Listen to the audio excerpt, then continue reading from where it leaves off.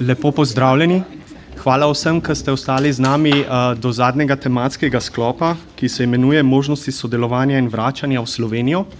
Ta tematski sklop se bo precej navezoval na to, kar smo pravkar v tem zanimivem sklopu poslušali, s to razliko, da se bomo morda tukaj majčkeno bolj osredotočili na akademsko sfero in na kariere raziskovalk in raziskovalcev.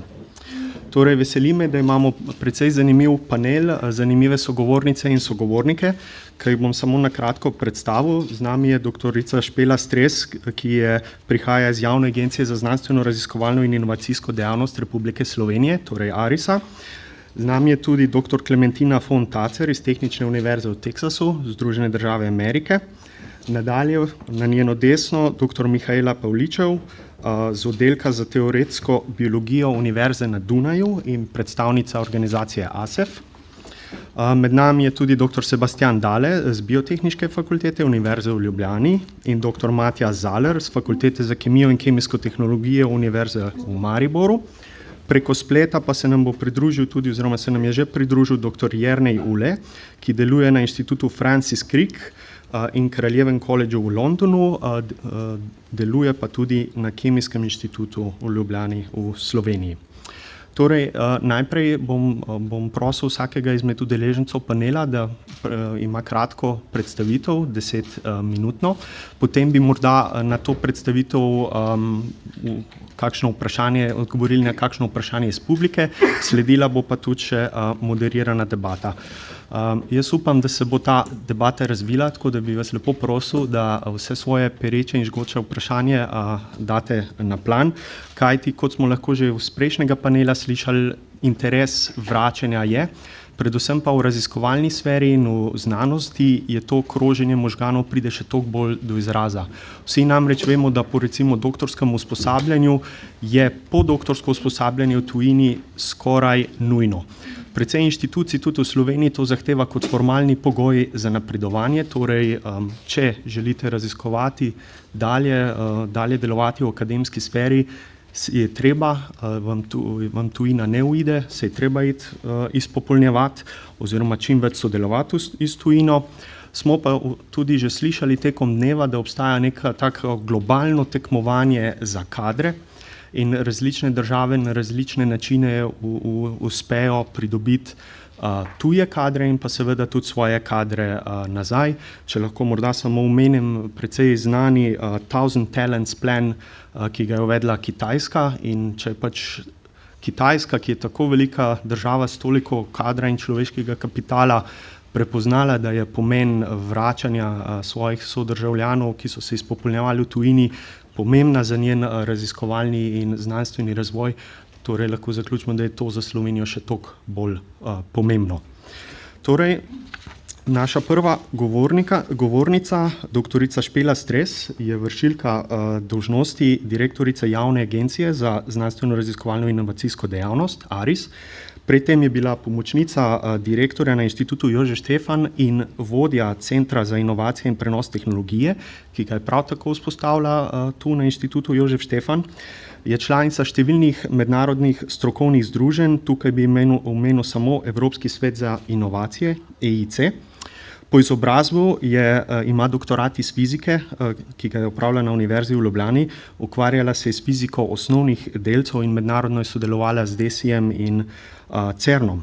Poleg tega pa ima precej izkušenj tudi z področja prenosa tehnologij, magistrirala je iz prava na področju intelektualne lastnine na Univerzi v Torinu, ima MBA in izpit za patentnega odvetnika. Danes pa nam bo spregovorila o vlogi ARIS-a pri spodbujanju mlajših raziskovalcev in študentov. Prosim. Hvala lepa za ta prijazen uvod. Jaz moram priznati, da še nikoli nisem predavala o inštrumentih ARIS-a, tako da bom pač poskusila. Mi je pa v veselje, da je prvič, ko to počnem, ravno na temo spodbud mladim. Tisti inštrument, ki ga vsi najbolj poznate, so mladi raziskovalci.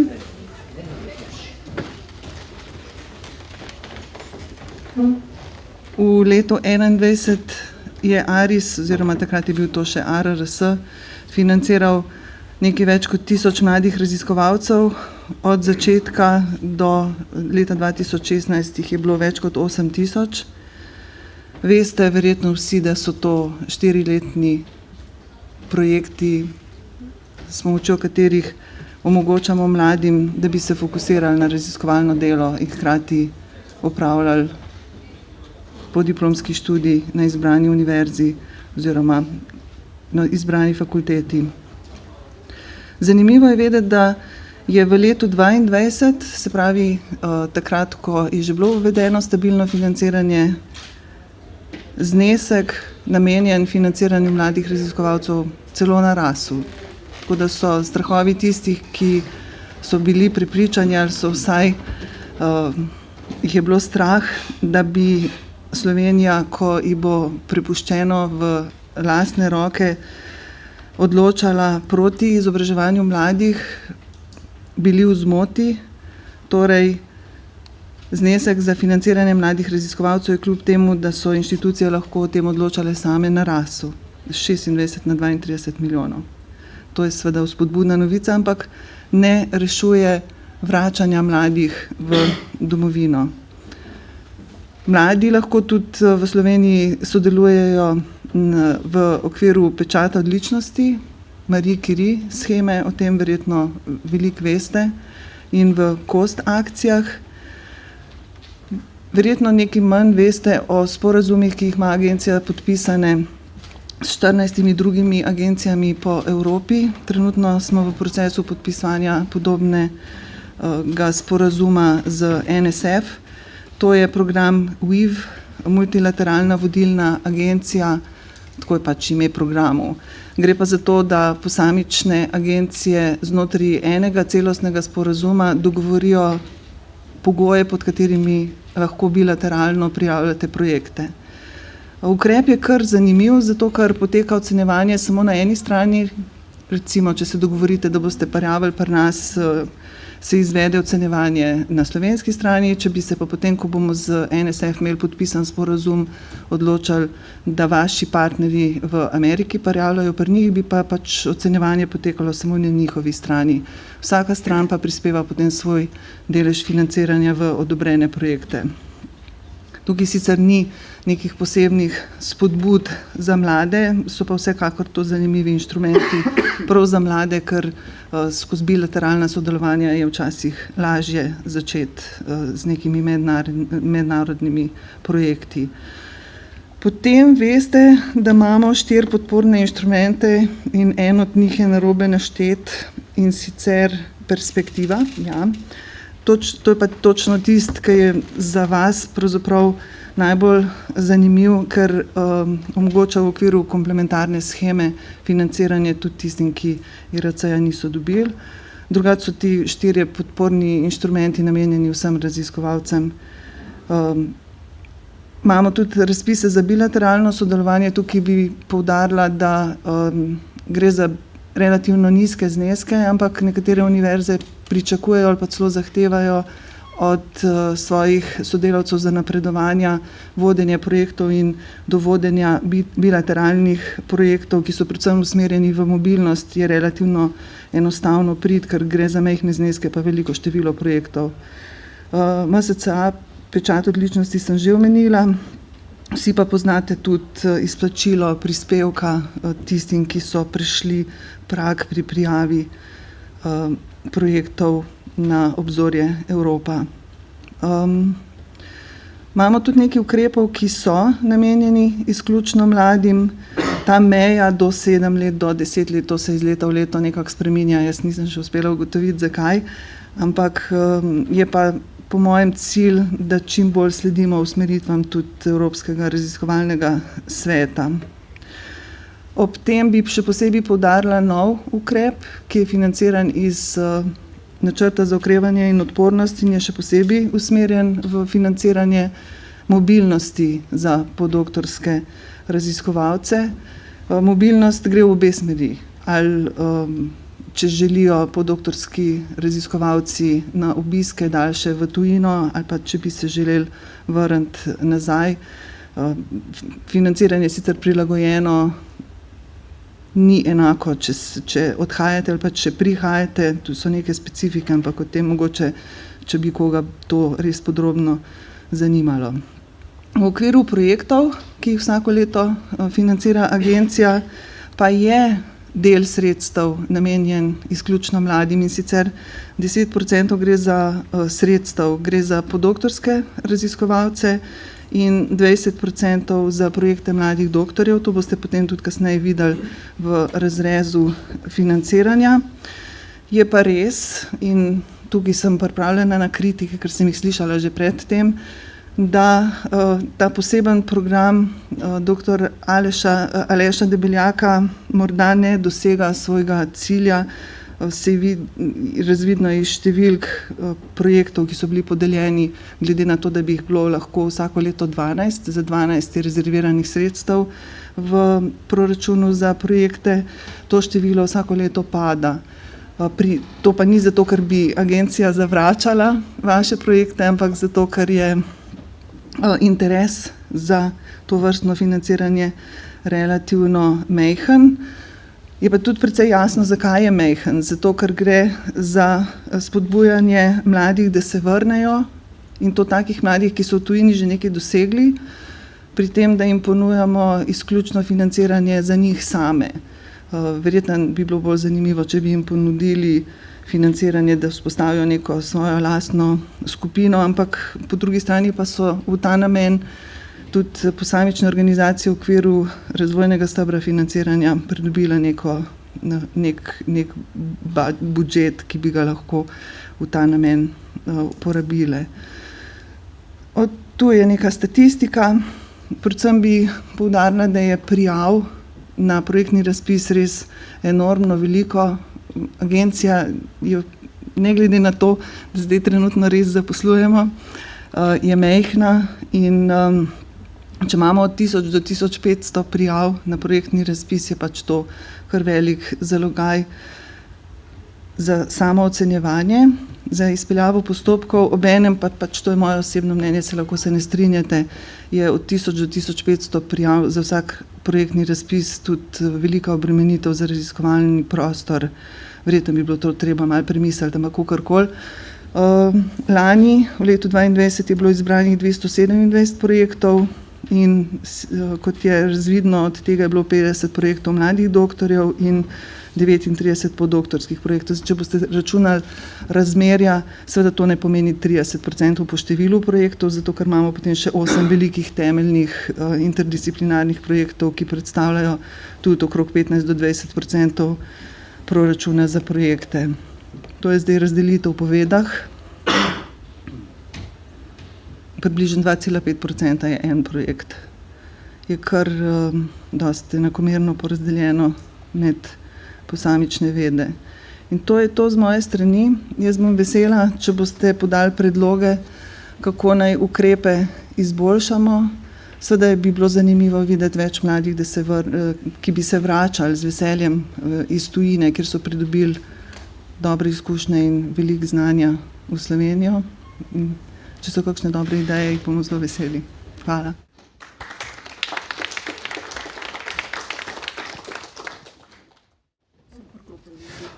Hvala lepa. Jaz bi tu samo dodal, da ko sem jaz zaključeval doktorsko delo pred dobrimi 10 leti, je edina shema financiranja takrat ARRS, ki je bila mladim na voljo, so bili podoktorski projekti.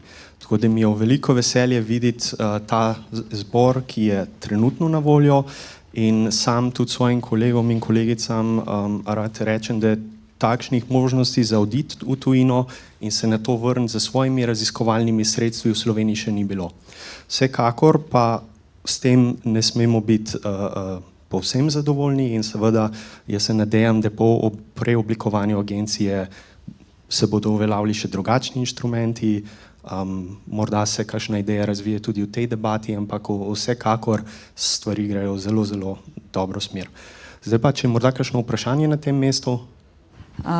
Ja, tako se mi zdi zelo fajn. Kje pa se najdejo te informacije, s katerimi že imate? Na spletni strani. A ja, je? No, super. Ok, super, fino.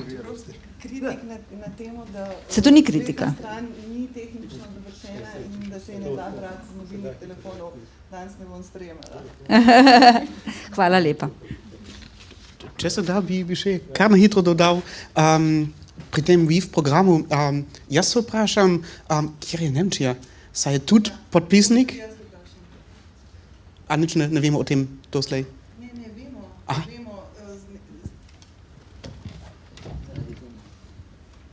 Aha. Nimamo z vsemi agencijami v Nemčiji podpisanih sporazumov. Jaz zdaj ne vem na pamet, s katero imamo, 5 jih je. Zdaj v procesu je podpis sporazuma z Bavarsko agencijo, pa so pa še 3. Okay. Držimo pesti, da bo kar na hitro. Hvala. Mislim, da če sam dodam, z dolga leta Nemčija ni hotela podpisati sporazuma bilateralnega Slovenije. Češ, da principijelno ne podpisujete sporazuma. Ja, bilaterale pa nimajo podpisane. Ja. Nočejo ne. To je neka filozofija. Ne zaradi Slovenije.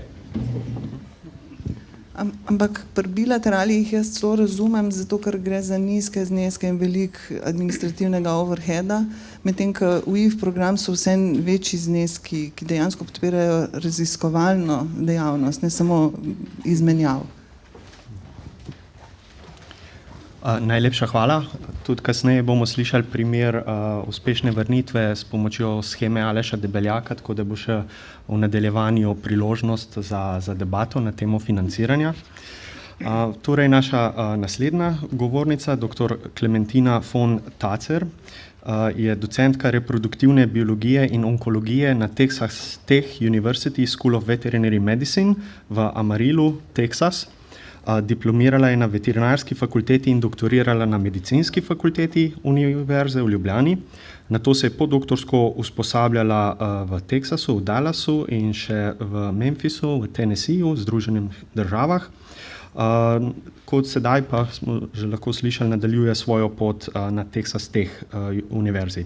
Je nedavna nagrajenka Teksaškega inštituta za preprečevanje in raziskovanje raka in ustanovna direktorica Teksaškega centra za primerjalne raziskave raka. Danes pa nam bo predstavila svetovno mrežo Univerze v Ljubljani, ki jo imenujejo SMUL, ki povezuje možnosti za akademsko sodelovanje, izmenjava in vračanje domov. Prosim. Lepo pozdravljeni z moje strani. Jaz sem zelo vesela, da sem bila povabljena, da se predstavim tukaj in predstavim tudi svetovno mrežo Univerze v Ljubljani. Mogoče bi se samo navezala na prejšnji komentar, ko sem jaz doktorirala, tudi tega podoktorskih projektov še ni bilo.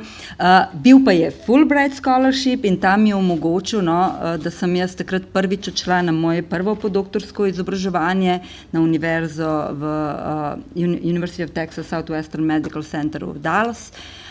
In sem zato zelo hvaležna, bila je kratka štipendija, ki mi je pa odprla vrata in potem, kot so tudi kolegi že rekli, naše izobraževanje je res dobro in ko pridemo, ko nas poznajo, potem ni problema ostati 2 leti in velikrat ostanemo, potem leta tečejo 10 let. Ne? Kar se Fulbrighta tiče, mogoče bi sem še to rekla, letos sem imela pa tudi v svojem laboratoriju prvo podoktorsko študentko iz Slovenije, Fulbrightovo štipendistko in bi tudi vas vse bi vam predlagala, to je ena zelo dobra opcija za podoktorsko izobraževanje. Potem pa še Ad Futura, tudi to moram pohvaliti. V septembra prihajam na štipendijo, ki omogoča, da se vračamo nazaj in začnemo sodelovanja. In to sem že izkoristila enkrat, pa letos bom še enkrat in to so dobre prakse, seveda ni še vse perfekt, ampak zato sem zelo hvaležna. Še preden bom popolnoma začela govoriti o SMUL-u, bi sem rekla, da tukaj stojim seveda kot trenutna predsednica SMUL-a, ampak tudi kot gostujoča profesorica pri ASAF-u, sem tudi članica UTIS-a, torej res se mi zdi velike teh organizacij, s katerimi Slovenci, ki delujemo v tujini, izkazujemo, da želimo se vračati, pa ne samo to, da želimo tudi sodelovati z domovino in dati nekaj nazaj. In letos sem bila jaz tudi na Texas Tech University, so mi podelili Global Vision Award in ko sem začela razmišljati, ker so kar naenkrat rekli, da moramo nekaj povedati, sem rekla, zakaj delujemo s tem, ko hočemo sodelovati, delujemo v tujini, a ne, pa se želimo povezovati internationally. In v bistvu se mi zdi, da nas vse to res druži, da se čutiš hvaleženka na en način, da si dobil tisto izobrazbo, ki ti je omogočila, da si zdaj lahko šel še izven svojih meja iskati nove možnosti in hočeš pomagati nazaj. Nekako, sploh ne gruntaš na tisto, moj mož večkrat pravi, to je bilo spet zahvala lepa, ne, tisto plačilo, zahvala lepa. Ne razmišljaš o plačilu, ne, veliko delamo take stvari in jih delamo z veseljem. In jaz tudi delam z veseljem tudi v Smulu, no, in danes bi vam malo o tem povedala. Smul so ustanovili pred leta 2015 in ideja je bila, dejansko je univerza nekako samo refleksijo ugotovila, da potrebuje se bolj internacionalizirati in je začela se povezovati in združevati s Slovenijo povezane znanstvenike, profesorje in druge ugledne osebnosti, ki delujejo v akademskem, raziskovalnem in razvojnem okolju v tujini in sodelujejo na Univerzi v Ljubljani oziroma so neki alumni Univerzi v Ljubljani. In tako da so nekako ta Smul zdaj ima že več kot 200 članov, tle je ena mapca, sicer že stara, ampak največ jih je v Severni Ameriki, v Evropi, so pa v posameznih državah po celem svetu najdejo ljudje, ki so člani Smula. To je trenutno vodstvo. Poleg mene je še tukaj doktorica Mihaela Pavličev, ki bo kasneje govorila o ASEF-u, in pa doktor Boštjan Kobe, ki pa je v Avstraliji. Potem imamo pa še člana iz Univerze v Ljubljani, doktor Boštjan Markoli, ki je pa prorektor za področje internacionalizacije in kakovosti. In zdaj, kakšne so dejavnosti Smula? En način je, da se nekako Smul deluje kot nekako se odziva na predloge članov in obvešča člane, kaj se dogaja na univerzi v Ljubljani in kakšne so možnosti za njih, da se vključujejo v tako izobraževalni kot raziskovalni proces in nekako pridobivajo kontakte za potencialna sodelovanja in gostovanja študentov preko raznih shem, da jih informira tudi o zaposlitvenih priložnostih in prostih delovnih mestih. In pa zdaj nazadnje, recimo smo nekaj naredili, da smo, ne vem, koliko ste s tem seznanjeni, ampak če deluješ v akademskem prostoru, če se prijavljaš, želiš prijavljati na projekte ARIS-a oziroma se prijavljaš na prosta delovna mesta na Univerzi v Ljubljani, moraš imeti posodobljen življenjepis v Cobisu. In zdaj, če si ti v tujini, si izven tega kroga, ker nasploh ne veš, kako bi se tega lotil. In ker to ima vsaka inštitucija za svoje in pol ne veš, kako bi se tega lotil. No, skratka, člani imajo zdaj tudi omogočen, da se jim upisujejo v Cobis, posodobijo ti njihovi podatki.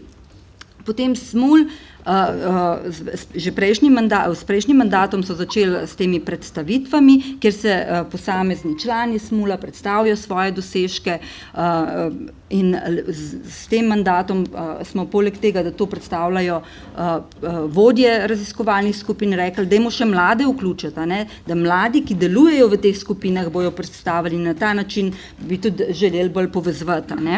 In te predstavitve potekajo, veliko imamo, tudi že nekaj okroglih miz smo organizirali na razne teme in se mi zdi, da je zanimanje čedalje večje in tudi dostopne so te predstavitve tudi na internetni strani.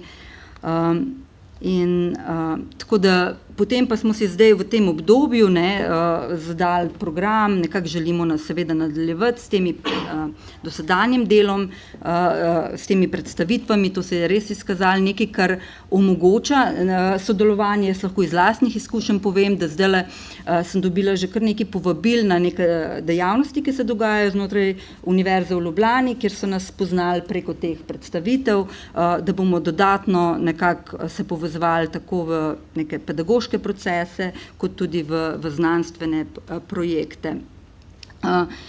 Potem želimo nekako povezovati in spodbujati to sodelovanje članov Smula z raznimi možnostmi oziroma dogodki, ki potekajo na članicah Univerze v Ljubljani, spodbujati izmenjave študentov, da so pač pri raznih članih SMUL-a. Tukaj seveda to so stvari, ki se prepletajo z ASEF-om recimo, a ne, in vključujemo člani in članice SMUL-a so tudi vključeni v okviru aktivnosti doktorske šole. Pomembno se mi zdi pa tudi to, da so nas začeli tudi vključevati v procese prenove in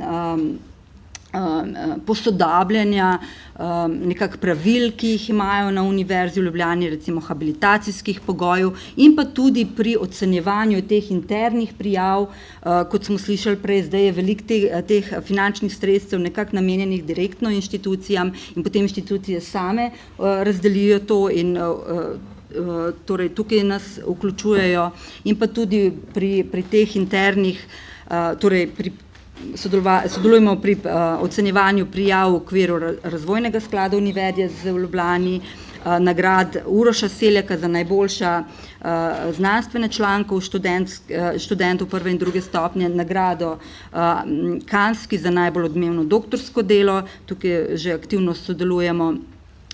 Pri prenovi habilitacijskih meril so tudi naši člani sodelujejo s svojimi predlogi.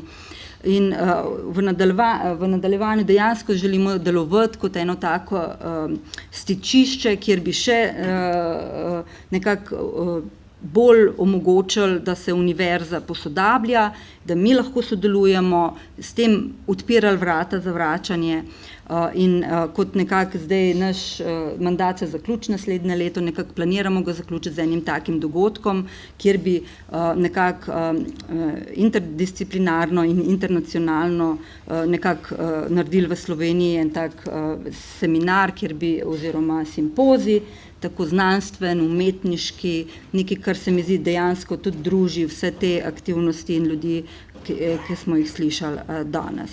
In pa ultimativno seveda želimo tudi sodelovati pri oblikovanju politik za spodbujanje kroženja možgan, lažjega vračanja in sodelovanja. In tako nekako, če povzamem, se mi zdi SMUL na en način vključuje znanstvenike, ki delujejo v tujini pri svoji lastnem posodabljanju, nekako tudi omogoča nam, da smo bolj vpeti, da poznamo sistem in pa ultimativno s tem želimo omogočiti boljše kroženje ljudi in študentov, prehajanja, delanja magistrskih nalog pri ljudeh, ki so v tujini in ultimativno nekako boljše razumevanje različnosti in oblikovanje bolj vključujoče Univerze v Ljubljani in družbe nasploh. Tako da s tem bi pa jaz rekla hvala lepa, pa pridružite se SMUL-u tisti, ki delujete v tujini in pa.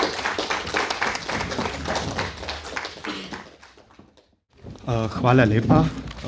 Meni osebno se zdi predvsem zelo spodbudno to, da se v bistvu preko SMUL-a naši rojaki in rojakinje, ki delujejo v tujini, vključujejo v razne komisije in odbore, ker to prinaša, se mi zdi, nek svež veter, nek pogled od zunaj, neko izmenjavo morda drugih praks. Se je morda utrnilo kakšno vprašanje? Če ne imam jaz eno kratko, zanima me, če se SMUL, recimo, glede na to, da imate tako široko mrežo članic in članov, če se pri svojem delovanju, pa morda programih, pa idejah, kaj bi se uvedlo, zgledujete po kakšnih uspešnih praksah na tujih inštitucijah, kako recimo to poteka? To je zelo zanimivo, dobra ideja. Jaz moram... Ja, zelo dobra ideja. Moram reči, da nisem naredila jaz dost domače naloge na tem področju, da bi pogledala, je pa zelo dobra ideja in mogoče dejansko lahko v to smer nekaj naredimo. Ne? Tako da dejansko sprejemamo razne ideje, ki jih ljudje iz svojih znanstvenih okolij prinašajo, a ne?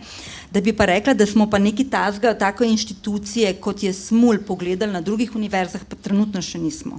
Ampak se mi zdi, da je dobra ideja in definitivno worth checking on. Trenutno sami ustvarjate primer zelo dobre prakse. Ne? Hvala. Naša naslednja govornica, dr. Mihaela Pavličev, je redna profesorica teoretične evolucijske biologije na Univerzi v Dunaju. Študirala in doktorirala je na Dunaju, potem se je podoktorsko usposabljala na Norveškem in v Združenih državah. Delovala je kot raziskovalni profesor na medicinski fakulteti v Cincinnatiju.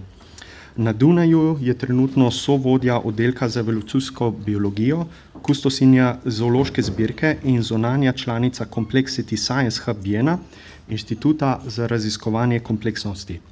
Danes pa nam bo predstavila Slovenija v globalni mreži, kroženje znanja in grajenje novih mostov med profesorji in študenti v Sloveniji in tujini. Prosim. Dober dan, res prijetno je biti povabljen tudi v Slovenijo, enkrat govoriti o naših izmenjavah, o naših povezavah nazaj v Slovenijo. Jaz sem zelo hitro odšla iz Slovenije že na koncu srednje šole, že pred koncem srednje šole, tako da nimam ravno zelo dobrega vpogleda v sistem. Tako da ta del mi manjka, ta del poskušam nadomestiti s povezavami z drugimi Slovenci zunaj. Moram pa tudi reči, mislim pa, da imamo vsi, ki smo ven šli, en občutek dajati nazaj. Jaz sem bila Zoisova štipendistka celo srednjo šolo in je seveda pot ven. Mislim, da je bila tudi je pravzaprav tudi pomemben način vedeti sploh, kako dobro izobraženi smo v srednji šoli bili v primerjavi, šele v primerjavi z drugimi, ko pridemo ven. Jaz sem med drugim tudi mentor za ASEF. Sem imela 3 študente do zdaj in vedno zelo dobre izkušnje. In ASEF je tudi, kar bom danes malo predstavila. Torej ASEF, ameriško-slovenska fundacija, izobraževalna fundacija, ima letos, mislim, da 10 let, če je prav, 10 let. Drugo leto bo 10 let, no, vseeno, kar dobro etablirana. Mislim, da dosti nas je prvič naletelo na njo, ko smo v Ameriki dobili študente, interes študentov iz Slovenije. Jaz dalje podpiram tudi na Dunaju. ASEF, en od ta glavnih pomenov seveda je kroženje znanja, izmenjava idej, pridobivanje vpogled v raziskovanje zunaj študentov, ki prihajajo iz Slovenije na izmenjavo. Jaz bom tudi govorila o inštrumentih, ki jih ASEF ima. Jaz mislim, da en od važnih delov teh izmenjav je ne v bistvu sama izmenjava idej, sama izmenjava znanja, vpogleda v res znanstveno delo, ampak tudi izkušnje v drugih kulturah. Mislim, da je to zelo važno. Tudi važno iz pogleda vračanja v smislu, da veš, kje stojiš, da veš, čim si lahko zadovoljen, ko prideš nazaj. Mislim, da Slovenci smo radi malo nezadovoljni na splošno in mislim, da se to spremeni, ko greš ven, ko vidiš, kje so vrednosti, kje so mogoče vrednosti boljše zunaj in kaj se bi dalo mogoče tudi spremeniti. Mislim, da premalo poudarjamo ta aspekt izmenjav. Seveda je pa zelo važen ta aspekt networkinga. Važno je iti, jaz imela srečo iti ven ko jaz rečem ven, je pač ven iz Avstrije takrat, z avstrijske univerze, z avstrijsko štipendijo v ZDA na izmenjavo in je bilo enostavno neverjetno in je imelo tudi neverjetne posledice imeti možnost iti delati z res vodilnimi eksperti na področju, kar me je zanimalo. To je bila takrat kvantitativna genetika in tega se enostavno ne da preceniti, ker nobena univerza ne more ponuditi vseh področij, ne glede na to, kako velika je. In to so neprecenljive izkušnje. To so tudi mentorji, s katerimi imam še vedno odnose. Torej, tudi ta networking, enostavno spoznati ljudi, videti na kak način delajo in tudi, to se malo čudno sliši mogoče, ampak tudi videti, da tudi oni delajo samo svojo glavo, da tudi da vse to, kar jim je dosegljivo, pravzaprav z našim razmišljanjem, je nam tudi dosegljivo. Z delom seveda, z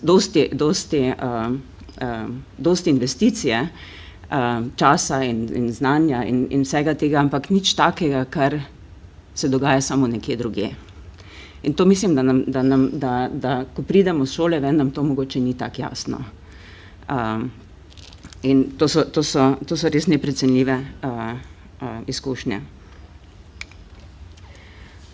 ASIF povezuje globalno slovensko znanje, po eni strani seveda raziskovalne inštitucije zunaj in raziskovalne inštitucije v Sloveniji, po drugi strani seveda tudi vključevanje v te mednarodne izmenjave. Slišimo, da je tudi podpora za njih, tudi kasneje, ko se raziskovalci vračajo in kot takšen ASIF deluje pravzaprav kot most v tem povezovanju tujih inštitucij, kjer so slovenski profesorji in študentov na Univerze v Ljubljani oziroma drugih slovenskih univerz in inštitucij seveda. Aktivnosti, trije glavni inštrumenti so pravzaprav, ki jih ASIF podpira. Eno so štipendije za tuje študente, ki imajo slovenske korenine in prihajajo na slovenske inštitucije na izmenjavo, in jaz bom šla v vsakega malo bolj v globino. Drugo seveda so štipendije za slovenske študente, za njihov raziskovalni obisk v tujini, in potem so zraven še izobraževalni programi in raziskovalni projekti in dosti skupnih aktivnosti, ki jih bom malo predstavila. Najprej pa obisk v Sloveniji. Mislim, da je v letošnjem letu, mislim, da je trenutno 12 štipendistov iz različnih držav, svetovnih držav, ki prihajajo v Slovenijo na kratek, vse skupaj enoletni program. To vključuje 10-tedenski raziskovalni obisk na univerzi ali podjetju ali raziskovalnem inštitutu in delo s slovenskimi profesorji. Spoznavanje Slovenije je vključeno v ta obisk, dosti je skupnih aktivnosti, ki so jih deležni, ogledajo si Slovenijo in kar nekaj jih je tudi ostalo, kar je zanimivo. Kar nekaj jih poskuša ostati, se jim dopade in jih ostaja. Drugi program raziskovanja v tujini, tega sem omenila prej, to je 3-letni program vsega skupaj in vključuje en 10-tedenski raziskovalni obisk pri slovenskih profesorjih na univerzah v tujini, in tu je kar nekaj vključenih, tudi zelo eminentne univerze, na katerih so naši profesorji. In to vključuje tudi gostovanje pri slovenskih družinah. Če je le možno, se poskušajo slovenski študentje naseliti pri slovenskih družinah. To je seveda omogoča malo domačega okolja, malo vpeljave v drugo kulturo, tudi v znanstveno kulturo. In preostali del tega 3-letnega programa pa vključuje dosti izobraževalnih programov, ki so izvedeni potem v Sloveniji, kjer štipendisti sodelujejo pri okroglih mizah, kjer se predstavljajo svoje delo in tako dalje. In potem so pa še projekti, recimo eden od teh projektov, mislim, da ste danes govorili že o njej, projekt dr. Valentinčiča, ki je bil narejen skupaj z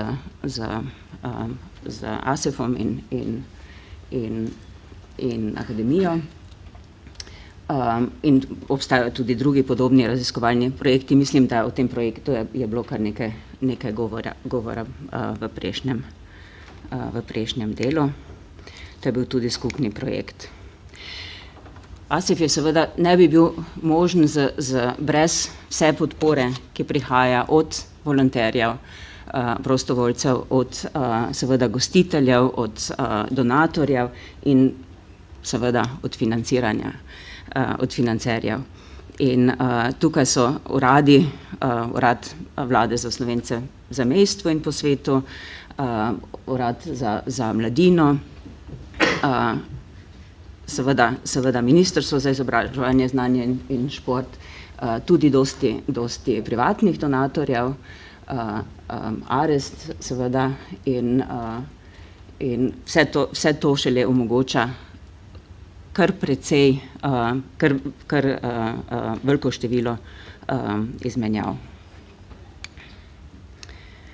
In s tem zaključujem danes o ASEF-u. Hvala. Hvala lepa. Mislim, da je ASEF s tem štipendijskim programom res orje ledino in kot vemo, že bilo precej zelo uspešnih zgodb napisanih in izjemnih izkušenj. Kakšno vprašanje morda o delovanju ASEF-a? Kratko vprašanje, pripravljate morda kakšne nove programe, morda tudi za akademsko izmenjavo kasneje v karieri?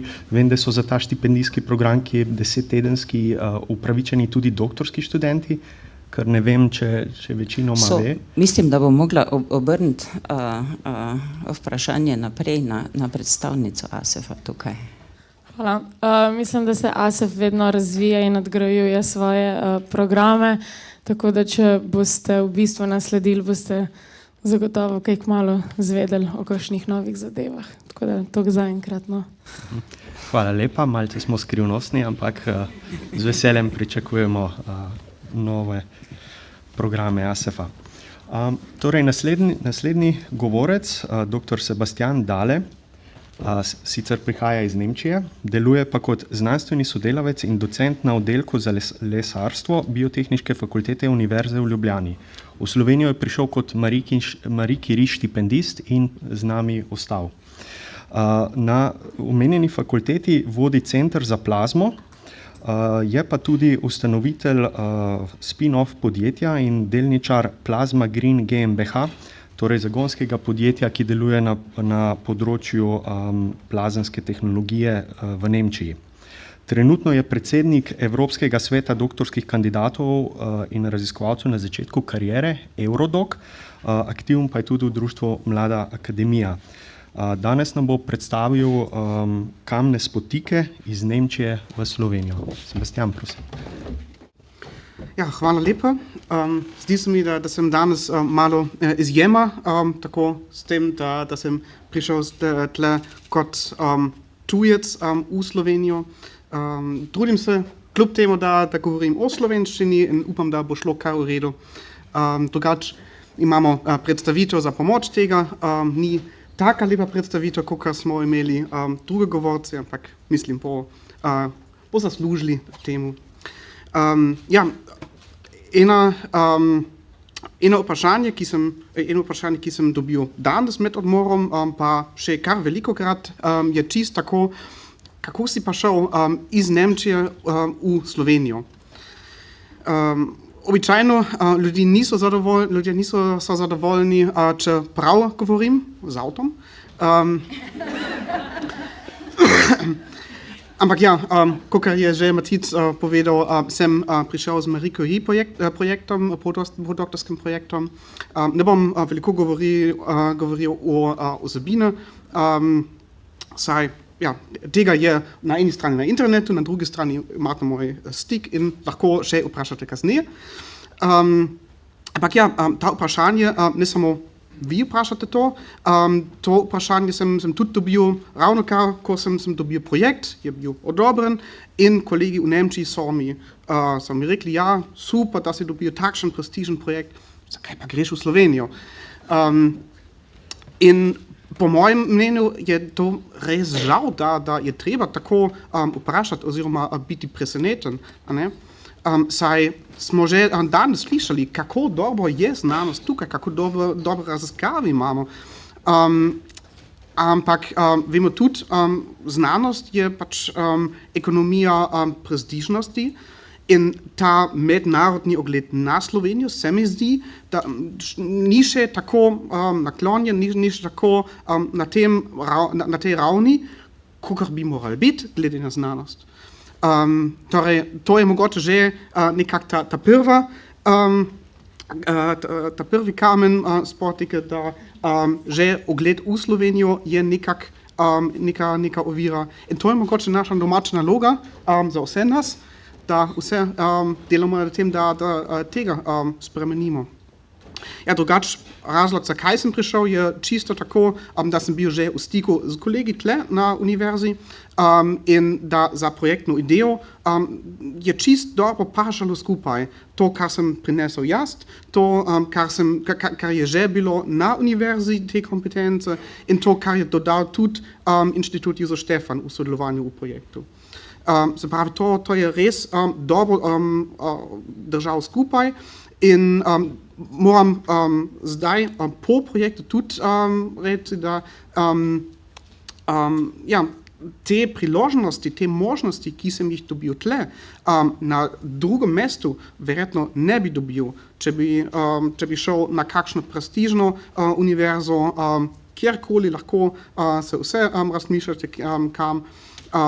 Če bi šel tja, ta odprta vrata, kot sem imel tukaj, na univerzi, na državni ravni, vse te priložnosti v tem smislu verjetno ne bi bili. Ko sem pa šel tle, veliko smo že slišali o tipičnih ovirah. Moram reči jaz, da veliko teh, ki sem jih tudi videl v tem času, ko sem tle, veliko teh ne veljajo oziroma niso zame. Veliko tistih tipičnih ovir so naprimer priznavanje diplom, habilitacija potem tle v Sloveniji, tudi upis v evidencu in ta KOBIS sistem. Veliko teh stvareh so pravzaprav zame kolegi na univerzu, na oddelku zelo dobro pripravili. Se pravi, tega jaz nisem počutili. Hvala kolegom.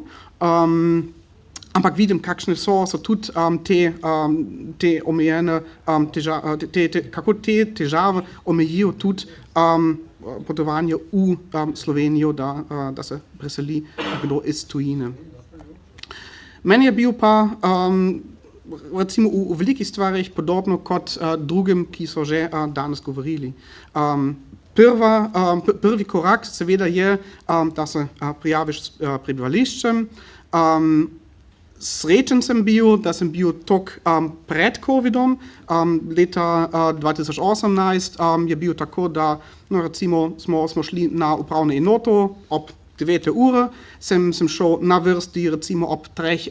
popoldne in se je vse zrihtalo, to je na srečo. 2019, ko je tudi prišla moja žena, je bil že tako, oddelek za tujce se je odprl ob 8. zjutraj, če nisi bil že ob 7. ure, je bil še takšna čakalna vrsta, da ne boš. To je bilo 2019, kakor je bil zdaj v času covida, oziroma potem se ne moram predstavljati. Hvala Bogu, zdaj sem se preselil izven Ljubljane, sem zdaj v Litiji na tej upravni enoti in to čisto dobro laufa, tako da ja. Ampak to je že prvi korak. In na eni strani je res dobro, da imamo ta sistem, EMŠO, vse nanaša se na to številko. Na eni strani je dobro, saj imamo manj papinarija. Na drugi strani, če to ni narejeno, drugega nič ne moreš narediti. In tudi za druge kolege, ki so prišli za mene, sem vedno posvetoval, to mora biti čim prej, saj vse drugega se nanaša na to. In to se traja seveda, rekel sem, smo na enem dnevu smo to naredili, skupaj s kolegom, ki je prevajal zame. To je bil junija, 21. junija 2018, kartico sem dobil septembra, prav v sistemu digitalno je bil upisano le novembra. In ena ovira pri tem je bilo Evropska zdravstvena kartica. Vsaj tega mi je povedal ZZZS, zdravstveno kartico za Slovenijo sem imel, tega bi rabil za kar nekaj službenih poti, pa nisem dobil. Saj so rekli, ne, nisi že v digitalnem sistemu. Mogoče je to zdaj lažje, bolj narejeno, ne vem, ampak vsaj leta 2018 sem čakal več kot pol leta, saj ni bilo tako hitro v digitalnem sistemu. Torej, čim prej prvi korak je ful pomembno. Druga zadeva, seveda, finančna uprava, davka je kar svoja zgodba. Smo že kar veliko o tem slišali. Zgodba zame je bilo, da smo tudi to štartali že prej, smo začeli že junija, projekt se je začel avgusta. In po enem letu sem to čist pokinjal, sem rekel, po slovensko poln kufar imam. Saj resno, bil sem uživo na Fursu, sigurno 12krat smo imeli telefonskih klicov, neštetih, smo imeli veliko sporočil in ista zgodba kot prejšnji govorec na prejšnjem panelu. Rabiš tisto kilo, rabiš ta obrazec, pa izpolniš, oddaš. Pol naslednji dan me kliče fakulteta, saj so oni dobil klic od Fursa, naj jaz se vrnem in to dobim nazaj, saj je tudi kakšna napaka, zakaj mene niso klicali ali pisali, ne vem. Se pravi, ja, veliko pri tem sam ne funkcionira, kakor bi morali. Moram tudi reči, da ljudi, tako na upravni enoti, največjih, tudi na finančni upravi in na drugih enotah, ljudje so ful prijazni, so tudi zelo, po mojem poskusu, vsaj tega, so ful naklonjeni, da pomagajo, da podprejo, da vse zrihtajo.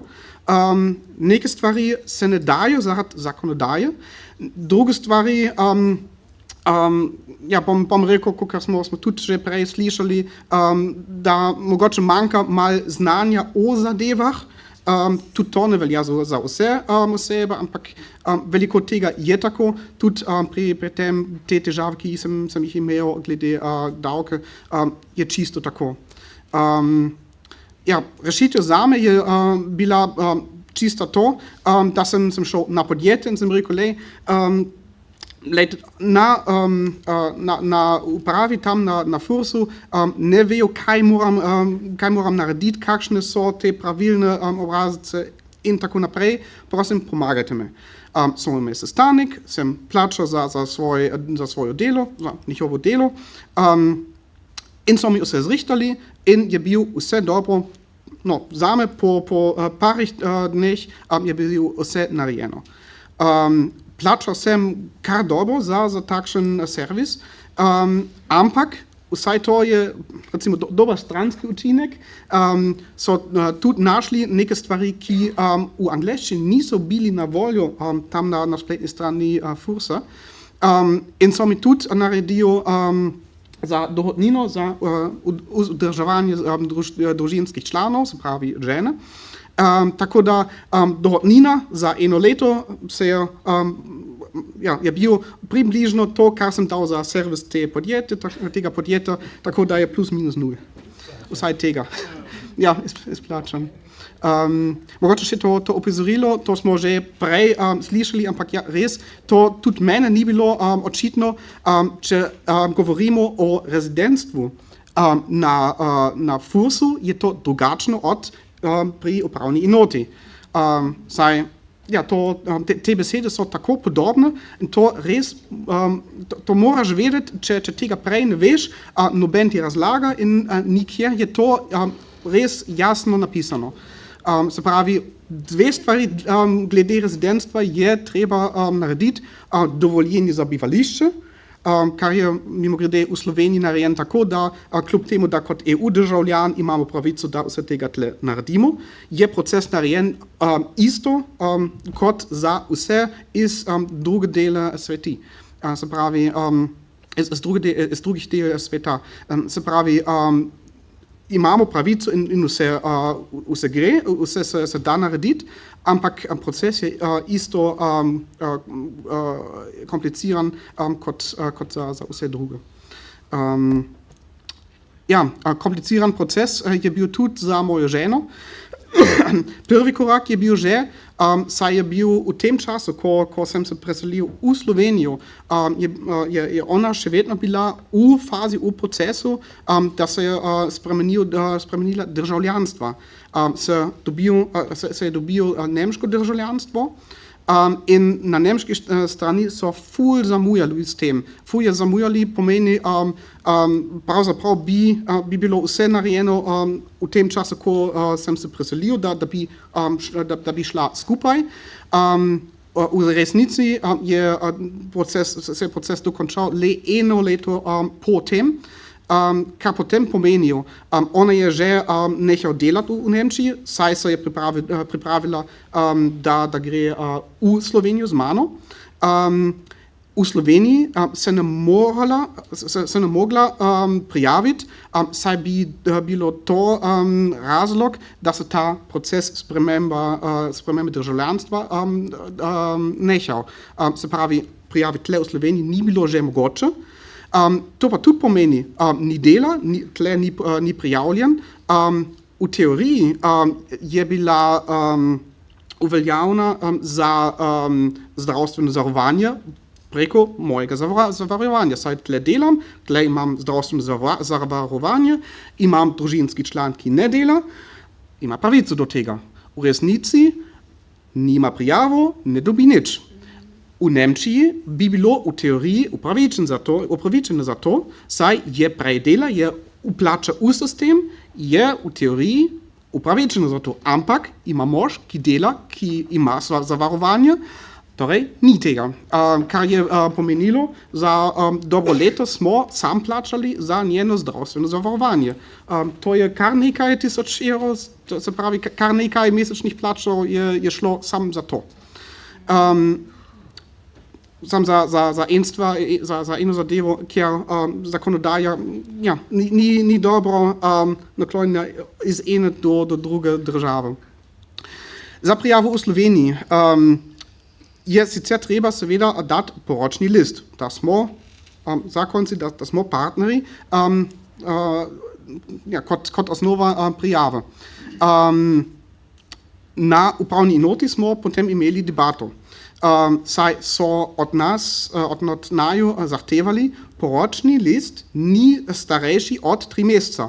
Smo pa bili že poročni takrat za kakšne 4 leta. No, kva pa zdaj? Smo vprašali, a rabite izpisek iz matičnega registra? Ne, to ni prav, rabimo poročni list. Poročni list pa ne sme. No, predstavljate se, je bil kar nekaj debata, smo pa rešili, hvala Bogu, z tem izpiskom in je šlo skozi. Zakaj je to zanimivo omeniti? Mesec potem je prišla kolegica iz Indije na našo katedro in je s sabo prinesel mož. In smo imeli prav isto debato. Sam za njo v Indiji tega registra ni. Tako da je bil še več kompliciran, še bolj komplicirano, kot je bil za mene in za ženo. Se pravi, ja, kar nekaj je res treba recimo izboljšati znanja tudi teh oseb na teh enotah. Bom tako rekel. Ja, glede zakonodaje je še neke stvari, ki tudi v Evropi niso zelo dobro narejeni. Naprimer, prijava prebivališča in dovoljenje za bivališče. Po slovenski zakonodaji je tako, za prvi 5 let lahko tle prijavim samo začasno bivališče. No, začasno, v redu, kar tudi pomeni, to ni glavni naslov. Ne more biti glavni naslov, ampak pomeni, obvezno je, da imam stalni naslov v tujini. To sem seveda sam izvedel, ko sem bil tle. Takrat, v času tega Marie Curie projekta, je bil plača tako visoka in stanovanj, ki sem ga imel preko univerze, je bil, hvala Bogu, tako poceni, da sem to lahko naredil. Zdaj, ko imam plačo po slovenskih številkah, ni več mogoče. Kaj pa je zdaj rešitev? No, to smo vse povedali. Oni so dali pravzaprav zdaj naslov mojih staršev, ampak zdaj je ta zadeva, po nemški zakonodaji to ne morem prijaviti kot stalni naslov. V Nemčiji nimam registriranega naslova, po nemški zakonodaji je to lažna in zato bi dobil kazen. To se bo naslednje leto se bo to rešili. Se bom več kot 5 let tle in bom lahko prijavil stalni naslov in bo vse rešeno na to. Ampak povezano s tem so tudi druge zadeve. Naprimer, kaj se zgodi, če ne bom dobil naslednji projekt. No, če ne bom dobil naslednji projekt in se nič ne najde, bom brezposeln. To je kar očitno. Ampak nadomestilo in socialna varnost se nanaša na stalni oziroma na glavni naslov, oziroma na glavno prebivališče, kar ni v Nemčiji, ni v Sloveniji, nikjer. Se pravi, v teoriji sem upravičen za tale nadomestilo v primeru brezposelnosti. V resnici so mi že, saj sem se zanimal za to, ko je to bilo predvideno, so mi že odgovorili, ja, si upravičen, ampak da boš dobil, moraš imeti stalno prebivališče, kar ne morem po zakonu. Hvala Bogu, tega ne šlo, ampak to je bil res zelo nujno in to je bilo leta 2020, ko sem že dobil 2021, mislim. Sorry, s časom se malo zamujam, ampak takrat je bil tako, projekt, ki sem ga imel, se je dokončal. No, projekt sem prijavil, se je tudi odobril, ampak pogodba še ni bila narejena strani univerze in res čisto v zadnjih dneh se je to podpisalo in narejen. Ampak smo bili v situaciji, da nismo vedeli, ali bomo v 2-3 tednih še imeli plačo. No, tudi ne samo plačo, ampak tudi potem seveda zdravstveno zavarovanje, ki je povezan s tem, zame, za ženo. Torej, sem točno povedal, da smo bili v situaciji, ko smo debatirala z ženo, ali mora prekličati termin pri zdravniku, saj nismo vedeli, ali bo imela zdravstveno zavarovanje. To je situacija, to so težave, ki se jih ne predvidi, ampak pridobi. Se pravi, ja, kar nekaj priložnosti imamo za izboljšati tudi teh stvarih. Mislim, čas sem že malo presegel, tako da bom s temi primeri nehal. Obstaja še nekaj in imamo tudi plan, da bomo skupaj z drugi kolegi, ki imajo podobne preizkuse, recimo belo knjigo ali kaj takega naredili, samo da se napiše, kakšni so bili primeri, kako je bilo, kot osnova, da se da lahko kaj o tem narediti. ne samo za Slovenijo, nismo edini, to je povsod, po celi Evropi imamo takšne zadeve, takšne primere. Ampak mislim, kar nekaj teh primer so nujne, je nujno in treba bo kaj narediti o tem. Hvala lepa za pozornost, upam, da bo edino, da je bilo v redu, zanimivo. Ja. Hvala lepa, Sebastian. Res je lepo videti, da je slovensko raziskovalno okolje lahko morda zanimivo tudi za zahodno Evropo, čeprav ob vseh teh kamnih spotike in moramo priznati, da ima Sebastian jeklene živce, da je vse lahko speljalo. Se je morda utrnila kakšno misel, vprašanje? Jaz eno malo hudomušno, Sebastian, upam, da se nisi odločil slovenščine naučiti samo zato, da si lahko vse na upravni enoti zrihtal. Ja, ne? Ne, seveda. No, super. Pa mislim, že ena resna vprašanja. Ja, živijo. Jaz s mojim možem sva šla skozi podobne zadeve z Američanom. Upam, da ni to napačen podatek, ampak nama so na upravni enoti povedali, da začasno bivališče za 5 let, ampak po 2 letih se lahko že za stalnega zaprosi. Tako da mogoče vama ni treba. Kot Slovenc, ne kot Nemc. Moj je Američan. A ja, to. Sorry. Ja. Ne, jaz zdaj vidim, da ste imeli vsi velike probleme. In ker sem jaz na Harvardu študiral, je bil BMZ Boštjan M. Zupančič, ustavni sodnik, evropski sodnik, sva šla na kavo, pa je rekel, Slovenci pravijo življenje trpljenje, Srbi pa pravijo život je borba. In vi ste se vsi borili, da ste prišli do tega, kar ste delali. Jaz sem samo htela dodati, da res morate imeti radi Slovenijo, da ste skozi to šli. Je do neke mere, mislim, da povsod vsi imamo probleme, ko smo zunaj, ampak to je bila res kalvarija. Meni je malo nerodno, moram reči. Hvala lepa, Sebastian. Torej, naša naslednja govornica, doktorica Matja Zalar, je bila na dodiplomskem in magistrskem študiju biokemije na Fakulteti za kemijo in kemijsko tehnologijo Univerze v Ljubljani. Nato je doktorski študij nadaljevala na Univerzi Manchester, kjer je doktorirala iz biotehnologije in se potem na isti univerzi tudi podoktorsko usposabljala.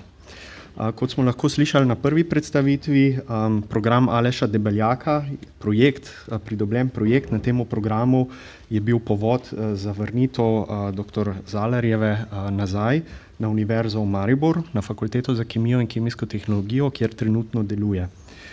Nam pa bo predstavila svojo vrnitev v Slovenijo prek tega zanimivega finančnega mehanizma. Prosim.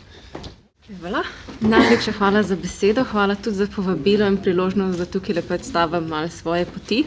Tukaj gor lahko vidite nekako časovnico mojega odhoda v tujino, pa potem tudi vrnitve januarja letos. Se pravi, sem šla tukaj iz Ljubljane v Manchester, pa pol malo začasno v Glasgow, da sem se spoznala z industrijskim svetom in po enem letu ugotovila, da to sigurno ni pot zame in se odločila, da se vrnem nazaj na Univerzo v Manchesteru na podoktorsko izpopolnjevanje.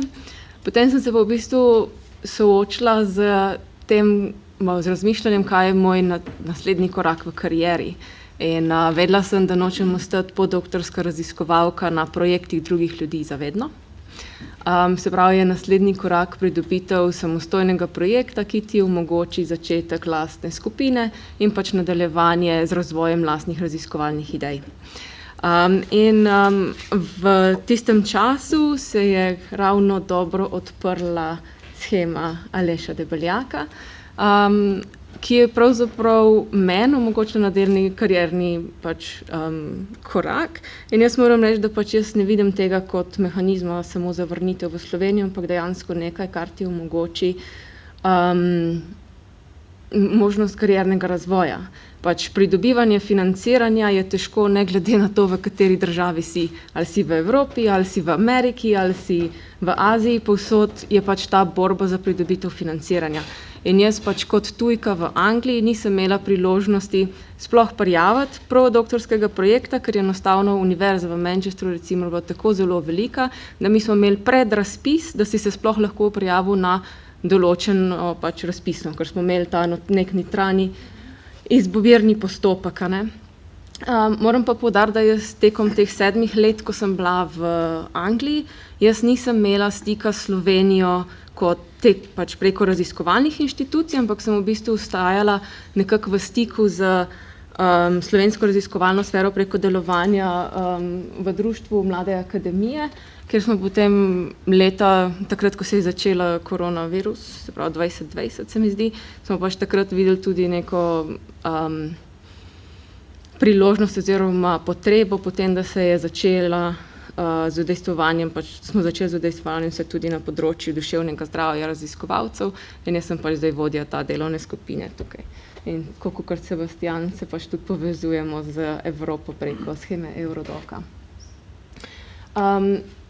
Se pravi, za tiste, ki te sheme ne poznate, danes je bilo že nekaj malega povedana, se pravi, to je shema, ki poteka nekako prijave, so v okviru vsakoletnega razpisa ARIS oziroma pač prejšnja leta ARRS. In so nekako ekvivalentni manjšim temeljnim projektom, se pravi 2 do 3 letni projekti, 100 000 evrov letno. Jaz bi tukaj mogoče samo omenila, kolegica iz pač ARIS-a je prej omenila, da lahko zaposlite tudi samo samega sebe. Jaz sem pač imam nižje cenovni projekt v smislu stroškov, tako da recimo res imam 1,8 FTE na projektu, kar pomeni, da imam pomoč še ene osebe, sicer ne v obliku polne zaposlitve, ampak je recimo dovolj za nek začetek samostojne skupine recimo. Je pa to, tako kot je bilo prej pač omenjeno, to izjemno neizkoriščena shema. Delno jaz mislim, da zato, ker večina ljudi, ki gleda, da se bi vrnila nazaj v Slovenijo, to takoj po doktoratu, ko ne nujno še izpolnjujejo zahtevane pogoje, ki morajo biti tisti pogoji za temeljne projekte. Pa hkrati je tudi tako, da dejansko ta program oziroma pač zahteva, da se ti v bistvu v roku 3 mesecev začneš s projektom, ko zveš za rezultat. To je pa izjemno kratek čas, da se ti organiziraš sploh za selitev iz drugega kontinenta ali pa iz druge države nazaj v Slovenijo, glih zaradi vseh birokratskih postopkov, ki so potrebni za to vrnitev, in pa hkrati se ta zgodba dodatno še zaplete, kot se je pri meni, ker je pač moj partner ni Slovenec in je potem seveda išče še ta drugo službo in vrtce in vse ostalo. Tako da tukaj so pač recimo, če iščemo neke direktne rešitve, kako bi privabili več ljudi, da se na to prijavlja, recimo so neki taki precej enostavni ukrepi iz mojega vidika, verjamem, da pač v agenciji to bolj komplicirano, ampak recimo, da bi se omogočil zamik začetka za 1 leto, bi bilo to že recimo veliko bolj, bi olajšalo samo vrnitev oziroma spodbudilo več ljudi, da se na to prijavi. Jaz mislim, da je tako, no. Pa potem, tako kot smo že danes slišali, da dejansko ljudje, ki imajo samo majhno zaposlitev, recimo 10%, da bi se tudi ta kader upoštevalo zraven, sploh če se pač to neko sodelovanje na projektih, pa tako pa imajo še vedno večinsko zaposlitev v tujini, bi sigurno se pač na ta razpis tudi pač prijavljali. Je pa tako, da pač ta vsota, 100 000 na leto, tudi v primerjavi z razpisi v tujini ali pa sploh tistimi, recimo, ki so bili razpisi v okviru angleške raziskovalne agencije, to ni toliko majhen denar, za začetek nekega svojega projekta je pač, ne sliši se veliko, ampak dejansko je dovolj, pač za nek začetek. In jaz mislim, da pač je tukaj zame, je bilo to pač nekak logični korak v karieri, recimo. Je pa res, da pač, sem tle zbrala malo ključne premisleke, ki so botrovali odločitev, se pravi, prvi je ta, ki sem ga že zdaj naslovila, karierni razvoj, druga je želja po tej neki raziskovalni samostojnosti in svobodi, ki jo pridobiš s samostojnim projektom, in to so redke priložnosti, Tudi v tujini je pač tukaj največji vsip ravno pri tem koraku iz podoktorskega v vodje lastnega projekta in ustanovitev lastne skupine. In potem seveda ena izmed opcij, ena izmed pomembnih premislekov, ki smo jo midva s mojim partnerjem mogla narediti, je pač kvaliteta življenja in neka socialna varnost. Midva v Angliji, kot postdoc, danes smo veliko slišali o davčnem sistemu, pa tako, moja bruto plača v Angliji je bila ista, kot je bruto plača tukaj. Neto je bil ta znesek res malo višji, ampak pač v znanosti v Angliji se ne služi bajnih denarjev. Mogoče potem, ko prideš do polnega profesorja. Na tej stopni prej pa pač to ni. Tudi štipendija za doktorske študente v Angliji je 1100 funtov na mesec. To je malo perspektive. Zdaj vidim nekaj začudenih obrazov, ampak pač dejansko. Tudi recimo v Nemčiji imajo sicer bruto plačo precej višjo, ampak večina doktorskih študentov je zaposlena za 50% zaposlitve. In to niso dobro plačana delovna mesta in mislim, da je to treba poudariti. Potem je pa pač tako, da v Angliji recimo, ko pridemo do neke socialne varnosti, midva s partnerjem sva si ustvarila družino. Vrtec recimo v Angliji za enega otroka je 450 funtov na teden. Pač, kjer je v Manchesteru v neki okolici. To je pač dejansko v najnem primeru 80% plače daš za enega otroka. Če imaš otroka 2, ta znesek ni zmanjšan, kot je to zmanjšano v Sloveniji, plačaš 2-krat. In jaz mislim, da pač Anglija ni edina.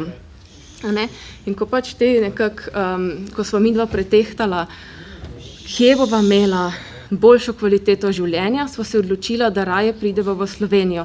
Z zavedanjem, da ne glede na to, kam greva, ali ostaneva v Angliji, kjer smo imela zelo lepo življenje, ali pa prideva v Slovenijo, eden od naju bo vedno tujec. In je pač ne glede na to, kam greš, ali pa tako kot tujeci, pač obravnavan rahlo drugače. In je to v postopku birokracije, je to pač pri zdravnikih in vse tako.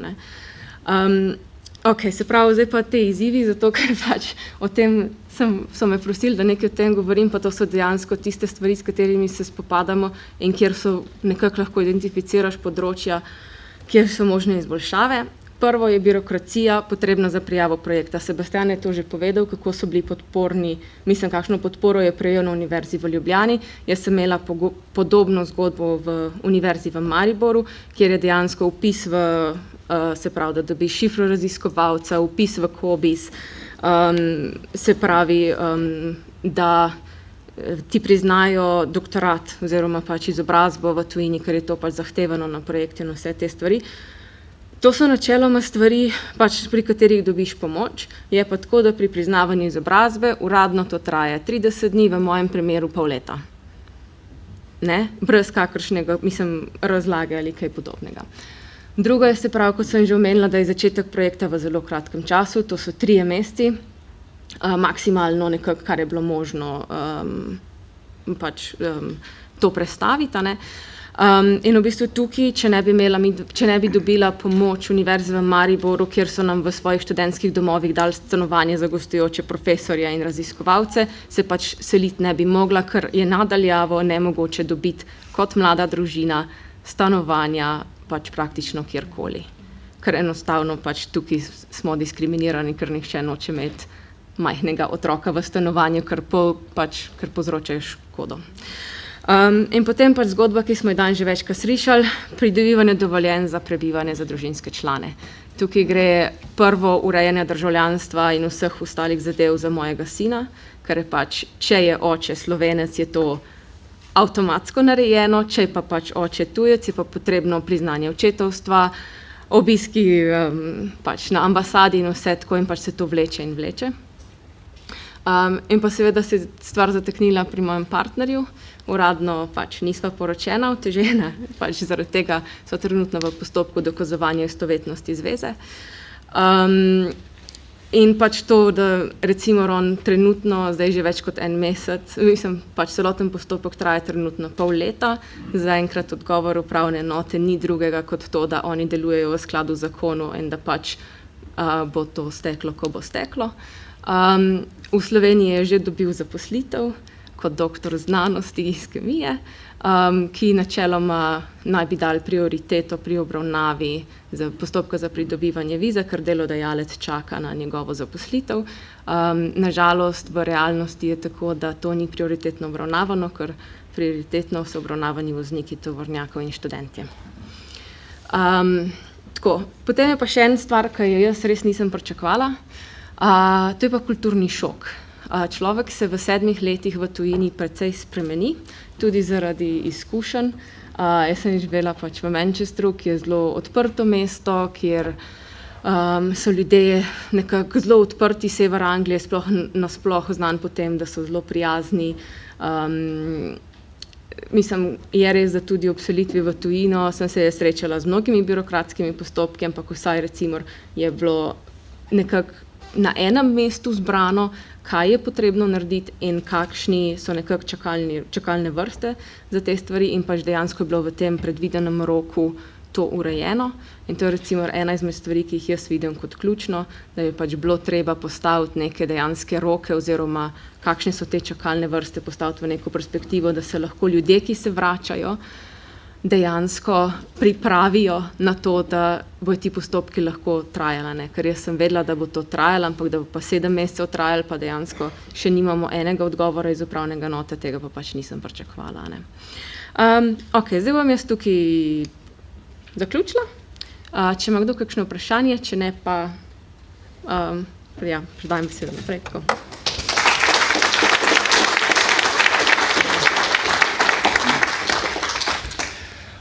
Hvala lepa. Primer projekta Aleša Debeljaka, primer dobre prakse, pa ponovno primeri slabih praks slovenske uprave. Morda kakšno vprašanje za Matjo?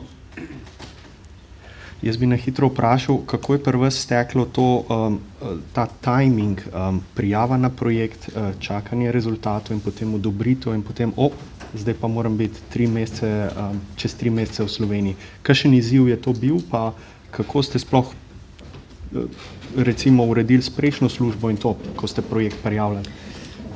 Jaz sem v bistvu, glede na to, kako nekompetitiven je ta program Aleša Debeljaka bil v preteklosti, sem jaz nekako računala oziroma sva oba s partnerjem pričakovala, da bo ta projekt sprejet. Tako da sva se v bistvu že vnaprej pripravljala na to, da se najverjetneje selimo in sva vedela, kdaj ta selitev bo. Jaz sem bila v tistem času na porodniškem dopustu in sem v bistvu ravno zaradi tega, ker pač po angleškem sistemu je meni prenehala uradna porodniška zadnjim dnevom zaposlitve, se pravi, ko si ti zaposlen za določen čas, ko se ti izteče pogodba, se ti izteče porodniška. Jaz sem v bistvu takrat na državni podpori, ki je pač res nekaj minimalnega. In sem pač v bistvu potem takoj začela za zaposlitvijo, partner je pa pač se uspel dogovoriti v službi za delo, ker je pač bil tudi kot podolski raziskovalec zaposlen, da je imel odobreno delo od doma za 100% delovni čas in smo se dejansko lahko skupaj preselili v Slovenijo. Je pa tako, da kot sem rekla, pač pridobivanje stanovanja, ena stvar, kar bi lahko to shemo naredili še bolj privlačno, je dejansko dodatna sredstva za selitev. Ker pač je znaten strošek, da ti preseliš svoje življenje dejansko na lastne stroške, zato da začneš kariero nekje drugje. Pač recimo v drugih finančnih schemah je vedno predvideno nek znesek, ni to bajni denar, ampak vsaj to, da ti pomagajo preseliti svoje življenje v nekam drugam. Hvala lepa.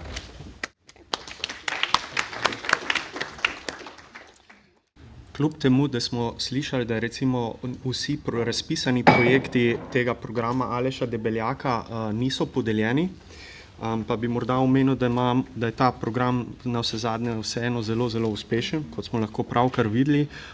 Naj pa omenim tudi, da je ena izmed nedavnih nagrajenk Evropskega raziskovalnega sveta s projektom za raziskovalce na začetku kariere se vrnila v Slovenijo prav na podlagi projekta sheme Aleša Debeljaka.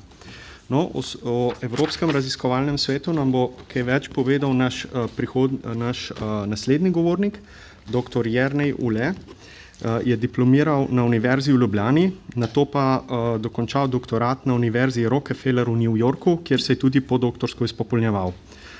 Potem je v Cambridgeu v Združenem kraljestvu ustanovil svojo raziskovalno skupino, nato postal profesor na University College London in leta 2016 preselil svojo raziskovalno skupino na Inštitut Francis Crick v Londonu. Nedavno, se pravi lansko leto, pa je prevzel vodenje Britanskega raziskovalnega centra za demenco na King's College London. Mislim, da gre tudi za edinega slovenskega raziskovalca, ki je bil kar 3-krat uspešen na razpisih Evropskega raziskovalnega sveta, ker je imel tako Starting Grant, Consolidator Grant kot trenutno aktivni Advanced Grant. Danes pa nam bo predstavil, kako Evropski raziskovalni svet podpira osnovne raziskave v Sloveniji. Prosim. Hvala, da ste me še počakali. Vem, da pri vas je še 1 ura za mano, jaz sem v Londonu. Bom kar precej strnjen tukaj. Najprej, da pokažem tukaj, kako moj prehod v Slovenijo izgleda fizično. Na levi je laboratorij, ki ga imam trenutno še na Francis Crick inštitutu, rdeče obkrožen, na desni je pa položaj laboratorija na Kemijskem inštitutu, kjer smo pa na strehi in imamo lep razgled na Rožnik in je super. Tako da bom malo pokazal, zdaj tukaj samo kako še dodatno zgodovinsko poteka moj potek. Začel sem študij molekularne biologije na Biotehniški fakulteti in zelo me je motiviral obisk laboratorija Matija Peterlina leta 1998. In tam sem tudi začel skupaj delati z Ano Plemenitaš, ki je bila potem mentor moje diplome, kjer sem naredil na Inštitutu za biokemijo medicinske fakultete. In tako da ta izkušnja, kjer sem tudi sodeloval še naprej z Matijem v laboratoriju, me je zelo motivirala za prijavo v tujini. Prijavil sem se na različne konce v Angliji, v Ameriki in na Rockefeller univerzo se pravzaprav nisem nameraval prijaviti, ker je bila precej draga prijava. Mi je dala mami za darilo, za božično darilo, mi je plačala prijavo. Na koncu je zgodila to edina univerza, ki me je sprejela. To so take naključja, ki se zgodijo v življenju. In kjer sem pa potem doktoriral leta 2004 in v New Yorku sem bil 6 let, do leta 2006. In takrat sem potem začel malo skupinco v Cambridgeu v Angliji na laboratoriju za molekularno biologijo. To sem začel zelo počasi, na začetku nisem imel svoje mize, recimo v 3. letu sem imel potem že 2 člana skupine, nekje proti koncu sem šele dobil malo pisarnico, kar mi je zelo ustrezalo, da pravzaprav nisem tako od začetka mogel prevzeti veliko odgovornosti, ampak sem se lahko sproti malo učil in še veliko delal v laboratoriju. Leta 2013 sem se potem skupino preselil v London, kjer sem 3 leta imel laboratorij na University College Londonu, na Inštitutu za neurologijo. To mi je omogočilo, da sem se malo bolj povezal z ljudmi, ki delajo v klinične raziskave. Potem pa 2016 sem začel, kar se tem reče, secondment na Crick inštitutu. To je bil neke vrste začasni dom. Crick je nek inštitut v Londonu, ki je združil vse raziskovalne inštitute na biomedicini v Londonu.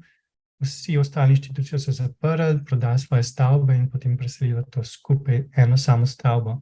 Kar je super, ker to pomeni, da zdaj imamo lahko vsi isto infrastrukturo, iste podporne tehnične centre in kar se tiče tehnologije, ti ni treba kaj dosti razmišljati, vse na vratih pravzaprav. In je to super za biomedicinske raziskave, ki se postajajo vedno bolj kompleksne, vedno več različnih področij moraš povezovati. In se mi zdi, London je to zelo strateško pogledal, da v enem mestu je najbolj delati raziskave na eni lokaciji in si deliti vso opremo. In tako da moram reči, da je bila zelo za nas ena taka trenutek, ki nas je kot skupino zelo zamotiviral in nas pognal naprej, tako da se je veliko novega lahko začel tukaj. In 2020 sem pa potem odprl še satelitni laboratorij na Kemijskem inštitutu. Tako da od takrat naprej imam zdaj 2 ločeni skupinci, malo več povedal o Kemijskem inštitutu kasneje, ampak lani sem se potem preselil iz Crick inštituta na KCL, ker na Cricku si lahko samo omejeno število let. To je inštitut, kjer noben ni za stalno, skoraj noben, zmeraj ga z neke vrste rotacije. kjer se lahko povežeš, imaš potem še naprej lahko dostop, kakšne sodelovanja, ki jih ohranjaš. Ampak zdaj moj laboratorij večinoma na KCL, imamo še malo na kriku do naslednjega leta, da lahko zaključimo stvari, hkrati pa na kemijskem. In to mojo pot samostojnosti so zelo podpirali, kot je že Matic omenil, European Research Council granti. Tukaj le časovno vidimo, kdaj sem začel vsega od grantov. In ta zadnji advanced grant je začel skupino v Ljubljani. Trenutno se ta grant v celoti uporablja za podporo slovenske skupine. In samo da malo zdaj povem, kako so te granti postavljeni v kontekst tega, kar delam. Ukvarjamo se z molekularnimi stiki med proteini in RNA molekulami. Tukaj razvijamo nove tehnike, poskušamo razumeti, kako te kompleksi pomagajo delovanju celic, kakšna je njihova dinamika, njihove spremembe in potem, kako to deluje v biologiji.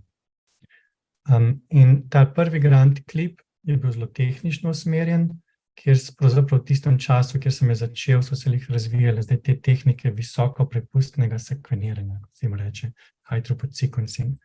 In smo potem mogli razviti te tehnike, da smo izkoristili to možnost produciranja zdaj veliko večje količine podatkov in tudi razviti bioinformatske pristope za to, kar sem v veliki meri nadelal skupaj z slovensko skupino Tomaža Curka. In že takrat sem pravzaprav del tega starting granta prenesel v Slovenijo in to je krilo del tega dela v Tomaževi skupini. In ta tehnika CLIP je bila stvar mojega doktorata, pravzaprav to sem objavil kot svoj prvi članek na Rockefeller univerzi. Potem v okviru tega prvega IRC granta smo potem kmalu objavili to tehniko, ki smo jo razvili, ki je bila pa zdaj veliko bolj, rečem, visoko prepustna, ki rečemo iClip. Še zmeraj pa to tehniko naprej razvijamo. Tukaj je naš zadnji članek spodaj, ki je trenutna verzija veliko bolj dostopne tehnike, ki jo potem lahko tudi ostali lažje uporabljajo. Gre pa za tehniko, kjer izpostaviš celice v ultraviolični svetlobi, kar povzroči cross-linkanje med proteini in RNA molekulami in to lahko potem izrabiš za to, da določiš te sekvence RNA molekul, kamor se proteini vežejo in potem to bioinformatsko obdelaš. Naslednji grant je bil zdaj že malo bolj v vprašanju funkcije teh stikov med proteini in RNA.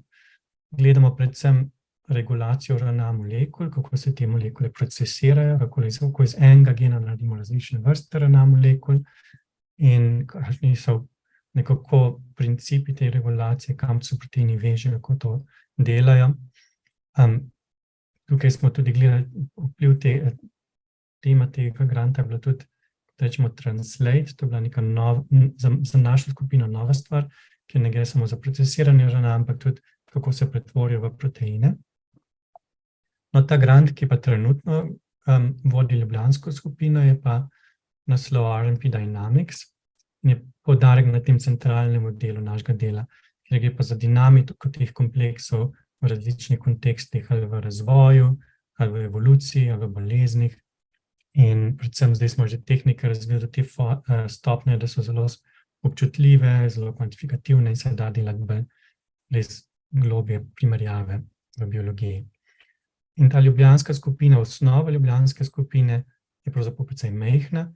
Klara je bioinformatičarka, Urška je glavna študentka eksperimentalnega dela, oni dve sta prvi študentki, ki sta začeli, Anjela je postdokinja, ki ima kasneje začela iz Poljske in Jure ravno kar nekako počasi se loteva magisterija iz računalništva. Računalništvo sicer ni moja ozadja, jaz sem študiral molekularno biologijo, ampak je pa moja šibka točka. In zato tukaj mi zelo prav pride, da imamo lahko v Ljubljani tako močne in talentirane ljudi na tem računalniškem področju. Je pa tudi del skupine, ki jo pa vodim skupaj z Miho Modicem. In Miha Modic je bil pravzaprav že v Cambridgeu originalno delal magisterij skupaj z mojo skupino, potem je šel še zmeraj v sodelovanju z nami in se potem vrnil na postdoc v našo skupino, zdaj pa že vedno bolj samostojen, ima svoj fellowship, tudi je mentor 2 doktorantom, ki imata to Janko Jamnik fellowship na Kemijskem inštitutu in večinoma na dnevni bazi on vodi vse te člane skupine in to pravzaprav tudi pokaže, kako se lahko med sebojno podpiramo in ta pot vračanja v Slovenijo se lahko, ko en začne, lahko pa tudi drugi lažje to pot podpirajo naprej in razvijajo. In naslednji grant, ki ga nameravam, upam, da bom popolnoma prijavil v Sloveniji in da bo pa zdaj poudarek tega granta še bolj na biologiji in v delovanju teh kompleksov v nekih res zelo pomembnih bioloških problemih ali pa problemih bolezni, s katerimi se zdaj ukvarjamo. Samo da zaključim, to je moj zadnji list. Kaj premišljam zdaj, kako naprej v Sloveniji, kakšne priložnosti odpira Slovenija za razvoj te skupine naprej. Zelo je treba premišljati, kaj je zelena nit tega dela, ki jo imamo in kako to ohranjati. Ker s tem, ko greš ti recimo v Sloveniji, da pomeni, da moraš kakorkoli spremeniti svoje delo. Če se le da se to delo nekako obogati, ne da moraš zdaj prilagoditi okolju stvari. Tako da zelo razmišljam to, kaj so naše korenine, naših mislih, naših idej in kako te korenine omogočajo rast novih vej. In potem pa hkrati tudi, zakaj je zdaj čas za neke konkretne naslednje korake, zakaj ravno v tem okolju v Sloveniji, kakšni so ti edinstveni pristopi, ki jih imamo in dejansko smo zdaj v teh prvih letih v Sloveniji zelo bili spet tehnično usmerjeni. Na začetku skupine je zelo dobro, da najprej neke unikatne, edinstvene stvari postaviš in dejansko je tukaj tudi Miha Modric bil zelo udeležen. Imamo več različnih novih pristopov, kjer zdaj lahko gledamo stike ne samo med proteini in RNA, ampak tudi med recimo različnimi proteini, drug z drugim, RNA drug z drugim, iz različnega zornega kota, tudi z imagingom in tako.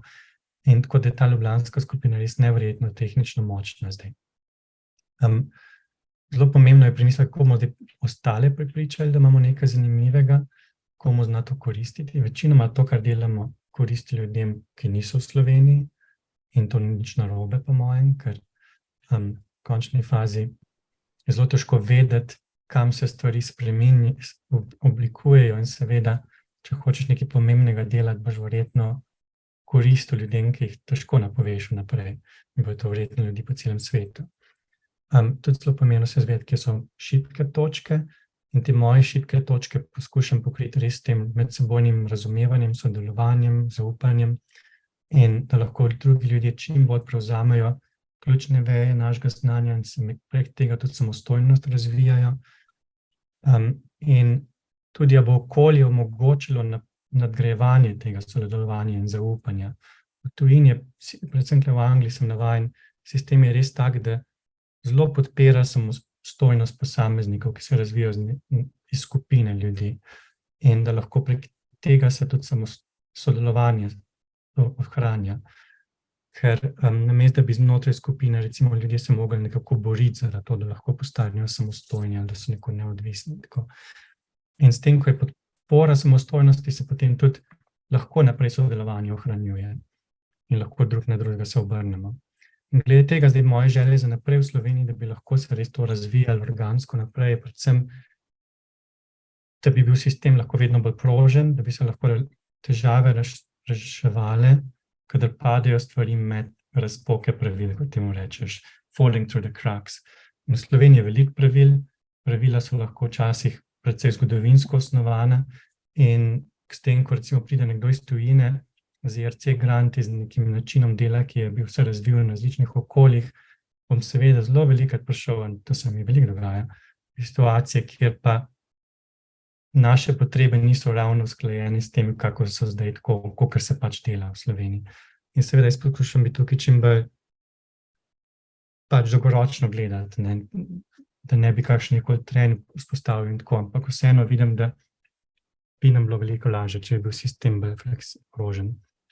Druga stvar je, da bi bilo lahko več možnosti, da odgovorni ljudje svoje odločitve spremljajo, da imajo pri tem podporo, da se lahko potem to zelo hitro potrebe in težave rešujejo, da so stvari bolj odzivne. Se mi zdi tudi včasih, jaz, kadar bi rad rabil nekoga, da rešim problem, ali gre to prek ARRS-ja, nekega granta, tako. Zelo težko najdeš osebo, ki pravzaprav veš, da bo ta problem znala rešiti, pa da bo znala kakšno stvar biti prožna, reči, aha, razumem, to pravilo pa res tebi samo omejuje možnosti, ti ne pomaga, kako bi lahko to prilagodili tvojim potrebam in tako dalje. Zelo težko take pogovore imeti. Potem, da bi bilo več zaupanja in manj formalnosti, manj točkovanja posameznikov, jaz tega nisem navajen, imamo sem letne opisne pogovore z vsakim članom laboratorija, medtem ko Slovenija veliko tega rednega točkovanja, in tudi, da bi bilo več podpore različnosti med področji in skupinami, tako da niso zahteve po vsej znanosti in vseh področjih iste, kar se tiče in prijav na financiranje in drugih stvari, ker so pač velike razlike med tem, kako se lotujemo problema. V glavnem, to je vse, kar sem jaz hotel na hitro povedati. Upam, da nisem predolgo in da je bilo približno to, kar je bilo pričakovano. Se pa zelo veselim dodatnih pogovorov, ko bom v Sloveniji ali pa če se s kom srečam.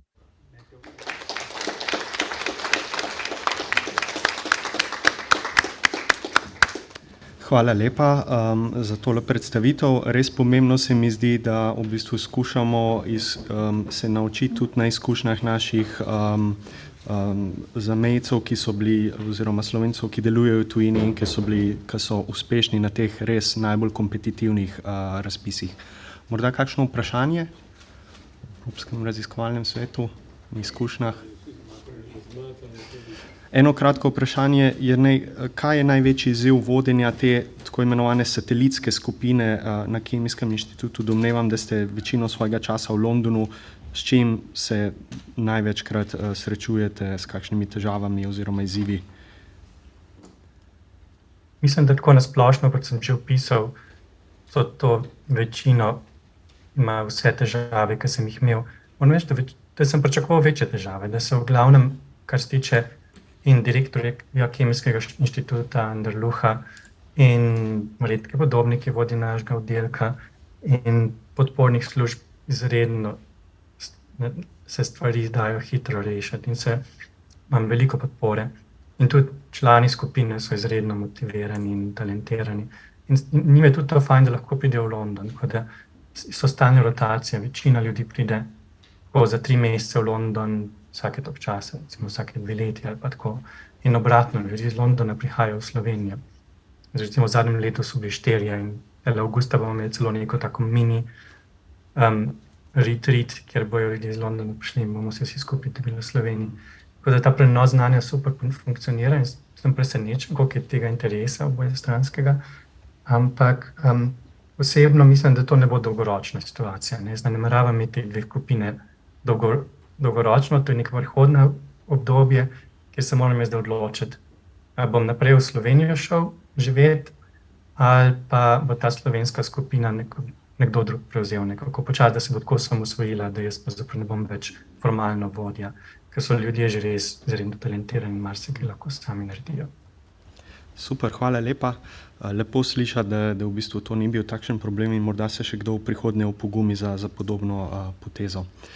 Zdaj pa jaz se opravičujem, zelo zamujamo, ampak morda 2 minuti za kakšno debato, če se je odprlo kakršnokoli vprašanje še za koga izmed naših panelistk in panelistov.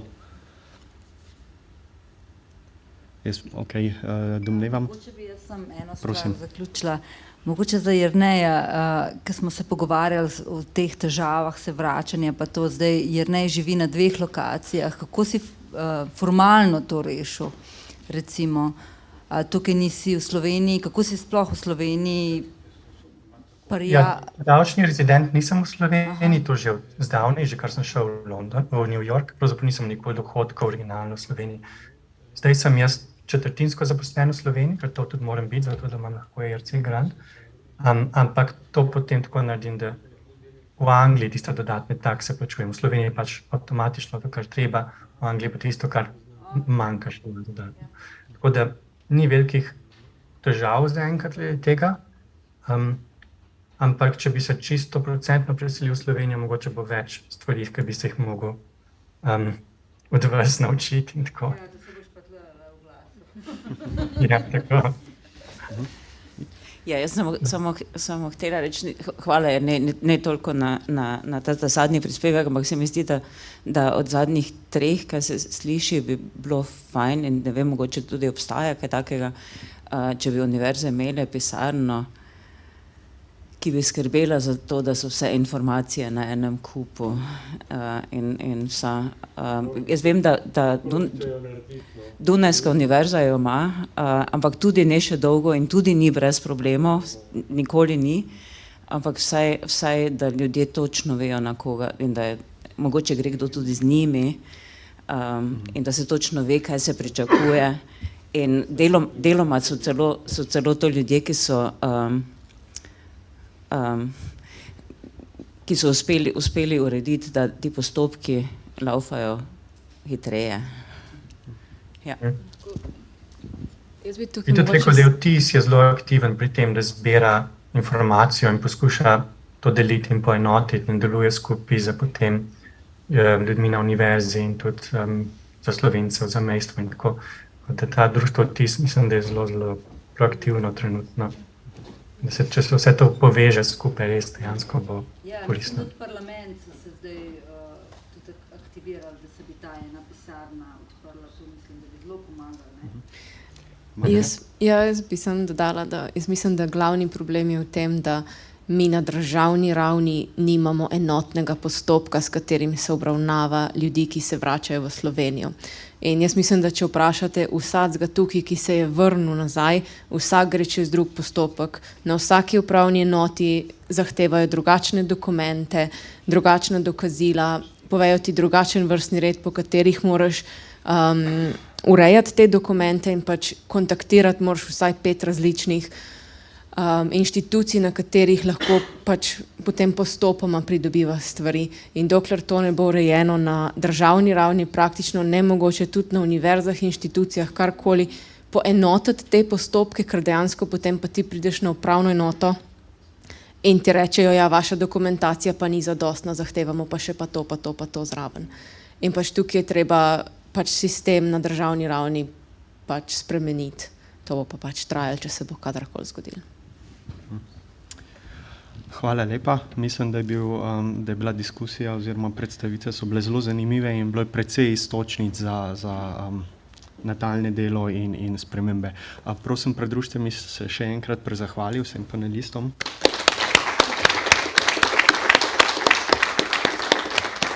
Zdaj pa prosim dr. Pleskoviča, verjetno za kakšno zaključno besedo. Silver lining. Zdaj smo že vsi malo utrujeni. Najprej bi rad povedal, da kvaliteta predavateljev je vsaka Ivy League elitna univerza bi bila ponosna. In ta naš Jožef Stefan je ene vrste slovenski MIT, sam mora še univerza postati. Tako da tukaj imamo, zdaj pa kakšne zaključke lahko naredimo.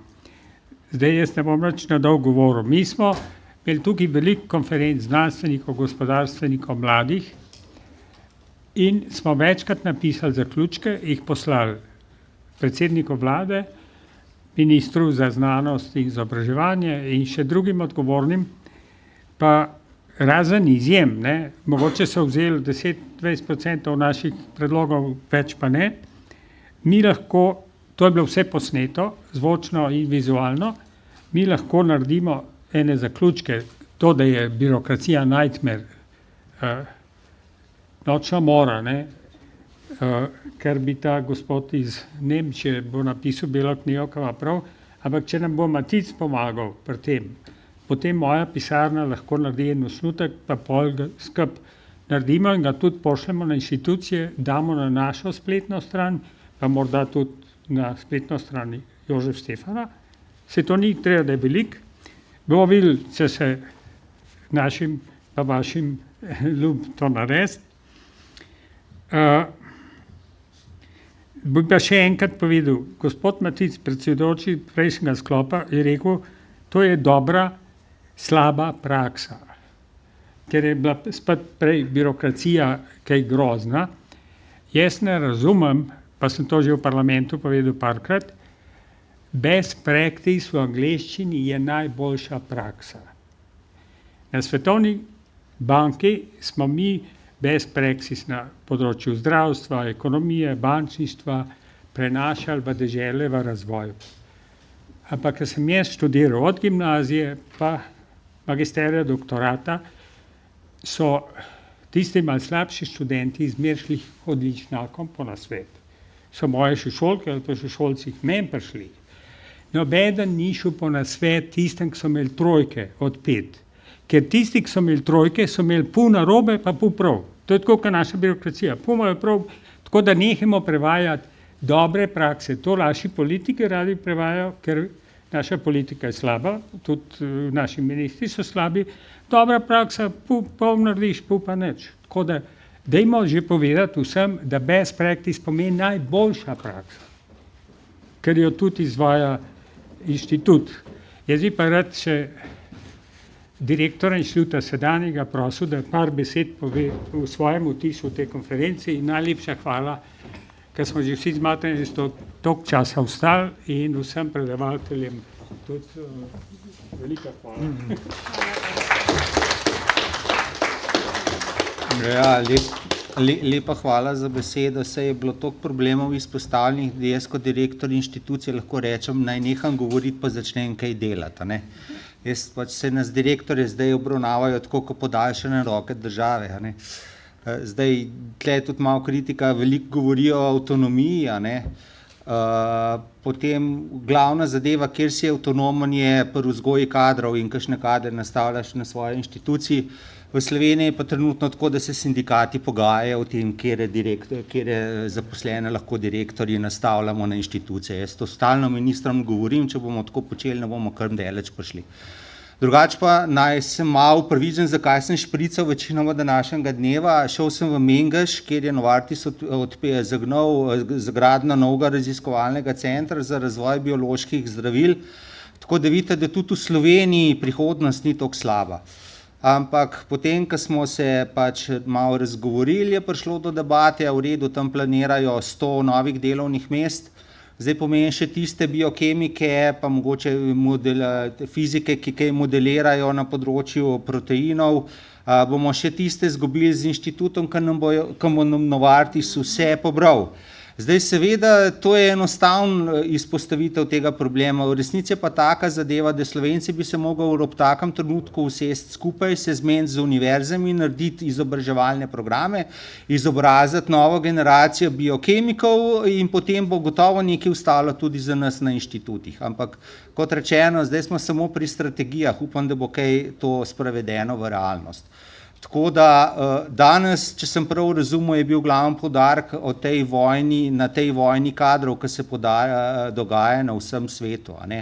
Zdaj, čisto enostavno je, Slovenci se bomo odločili, da bomo stregali tujce, ki bojo pa nas hodili v toplice, ali pa bomo mi hodili kam v toplice, takrat, ko bomo imeli kaj prostega časa. Saj kot raziskovalci ga imamo zelo malo, tako da enostavno se bomo mogli odločiti. Velike firme smo vse prodali, zdaj pač smo tudi v Sloveniji v novem razvojnem ciklusu in upam, da bomo počasi prišli od besed k dejanjem. Predvsem pa vso mlado generacijo, če imate kakšne probleme, oglasite se kdaj na inštitutu. Pozivam tudi ta Svetovni slovenski kongres in pač to podzdruženje mladih znotraj te organizacije, da ne skušajte nastopati sami napram vladi, ampak daj pozovite tudi nas, direktorje teh velikih inštitucij. Zdaj se skušamo združiti tudi formalno v združenju KOSRIS. Če imate kakšno pobudo, dajmo jo skupaj. Če nas bo več govorilo eno in isto stvar, enkrat nas bojo pa le poslušali. Tako da lepa hvala, želim vam uspešen povratek v svoje home laboratorije in upam, da boste še kdaj prišli v Slovenijo in tudi upam, da bomo kdaj ponovili še ta dogodek na naši inštituciji. Tako da lepa hvala vsem.